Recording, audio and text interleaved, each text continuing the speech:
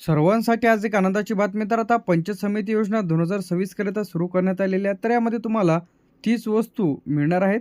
कोणकोणत्या वस्तू आहेत, कशा पद्धतीने अर्ज करायचा आहे, या संदर्भात आपण आजच्या व्हिडिओमध्ये माहिती पाहणार आहेत. पंचायत समिती योजना 2026 करिता सुरू करण्यात आलेली आहे. गावोगावी ही जी योजना आहे ती सुरू करण्यात आलेली आहे. तर आता कोणाला इथं लाभ मिळणार आहे, कोणत्या वस्तू वाटप करणार आहेत, अर्ज कसा करायचा आहे, शेवटचा टप्पा कधीपर्यंत मिळणार आहे, कागदपत्र कोणती लागतील, तर या संदर्भात आपण आजच्या व्हिडिओमध्ये माहिती पाहणार आहे. तर आता यामध्ये पंचायत समिती योजनेद्वारे ग्रामीण भागातील कुटुंबांना, शेतकऱ्यांना, महिलांना आणि तसेच विद्यार्थ्यांना मदत मिळावी म्हणून ही योजना राबवली जाते. या योजनेअंतर्गत अपेक्षित 30 वस्तूंपैकी बहुतेक घरगुती, शेती, व्यवसाय आणि शिक्षणाशी संबंधित असतात. तर आता यामध्ये कोणकोणत्या जिल्ह्यांमध्ये अर्ज सुरू झालेले आहेत ते आपण इथं थोडक्यात जाणून घेऊ की कोणकोणत्या जिल्ह्यांमध्ये अर्ज इथं सुरू झालेले आहेत. तर पहिलं जे यामध्ये पुणे, मुंबई, नागपूर, नाशिक, सोलापूर, सातारा, सांगली, कोल्हापूर, तर या जिल्ह्यांमध्ये अर्ज जे आहे इथं काय झालेलं आहे, अर्ज सुरू झालेले आहे. तर तुम्ही तुमचा अर्ज सादर करून वस्तू मिळवू शकता. तर बांधकामगारांना 32 वस्तू, सेफ्टी किट, त्यानंतर अत्यावश्यक वस्तू देखील वाटप सुरू करण्यात आलेले आहे. तर आता जे की आपण कोल्हापूरपर्यंत बघितलेलं होतं, त्यानंतर आपले जे काही दुसरे देखील जिल्हे आहे यामध्ये अकोला, अमरावती, पालघर, ठाणे, जळगाव, धुळे, नंदुरबार, हिंगोली, परभणी, बीड, जे की छत्रपती संभाजीनगर, जालना, कोल्हापूर, तर अशा जिल्ह्यांमध्ये देखील जे काही अनुदान काय मिळते, अनुदान. तर आता काही जिल्ह्यांमध्ये याचे जे काही वस्तू दिल्या जाते, काय दिल्या जाते, वस्तू दिल्या जातात. तर काहीचे अनुदान खात्यामध्ये इथं जमा केले जाते. तर आता तुम्हाला वस्तू पाहिजे की अनुदान हे तुमच्यावर निर्भर करेल. त्यानंतर वाशिम, बुलढाणा, अकोला, अमरावती, पालघर, ठाणे, तर आता याचे जे काही अनुदान आहे हे तुमच्या खात्यामध्ये जमा केले जाते. तर काही ठिकाणी याचे तुम्हाला वस्तू दिल्या जातात, तर काही ठिकाणी अनुदान हे तुमच्या खात्यामध्ये DBTच्या माध्यमातून पैसे खात्यामध्ये पाठवले जाते. यानंतर कोणकोणत्या वस्तू आहेत ते सुद्धा आपण इथं पाहणार आहे. तर आता यवतमाळ, चंद्रपूर, भंडारा, गोंदिया, गडचिरोली, रायगड, रत्नागिरी, सिंधुदुर्ग, लातूर, उस्मानाबाद, अहमदनगर, वर्धा झाल्याच्या नंतर आपल्या इथे सातारा आणि गडचिरोली, तर अशा जिल्ह्यांमध्ये जे की एकूण 36 जिल्ह्यांमध्ये सुद्धा अर्ज इथं काय झालेले इथं सुरू झालेले आहेत. तर लगेच तुम्ही तुमचा अर्ज सादर करा आणि या योजनेचा लाभ घ्या.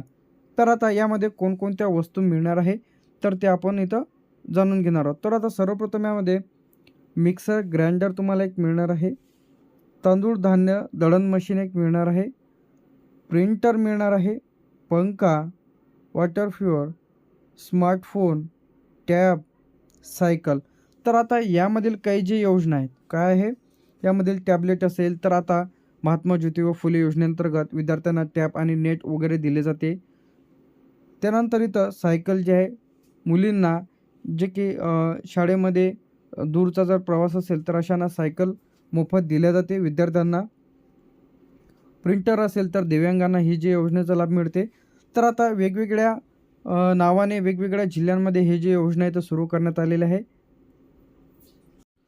त्यानंतर इथे आपलं यामध्ये शिलाई मशीन हे महिलांकरिता योजना आहे. तर ज्यांना कोणाला या योजनेचा लाभ घ्यायचा असेल तर आता तुम्ही विश्वकर्मा योजनेच्या अंतर्गत देखील शिलाई मशीन योजनेचा लाभ घेऊ शकता. तर वेगवेगळ्या जिल्ह्यांमध्ये अर्ज देखील सुरू होते.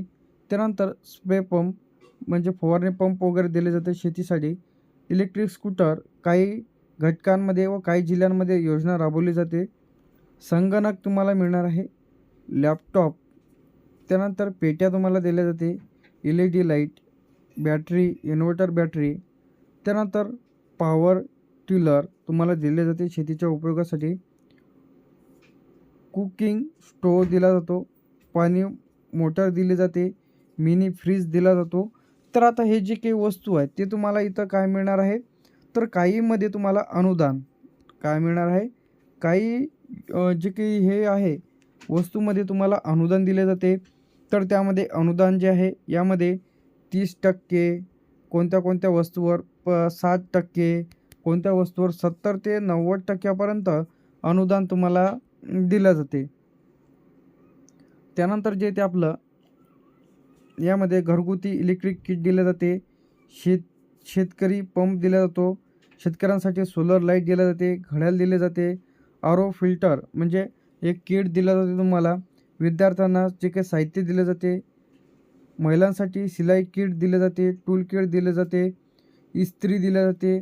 तर आता फ्रूट जे काही प्रोसेसर दिले जाते. तर आज यामध्ये जे काही एकूण 30 वस्तू आपण बघितलेल्या आहे, तर तुम्ही याचा स्क्रीनशॉट काढू शकता. तर आता ही जी योजना आहे वेगवेगळ्या जिल्ह्यांमध्ये वेगवेगळ्या नावाने इथं राबवली जाते.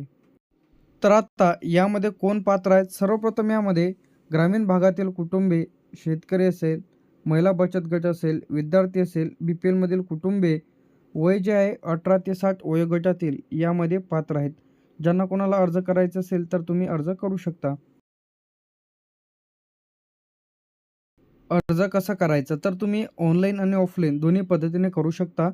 पहिलं जे यामध्ये ऑफलाईन, तर तुम्हाला जे काही इथं डॉक्युमेंट्स इथं लागणार आहे, तर यामध्ये तुम्हाला पंचायत समिती कार्यालयामध्ये जाऊन तुम्ही तुमचा अर्ज सादर करू शकता.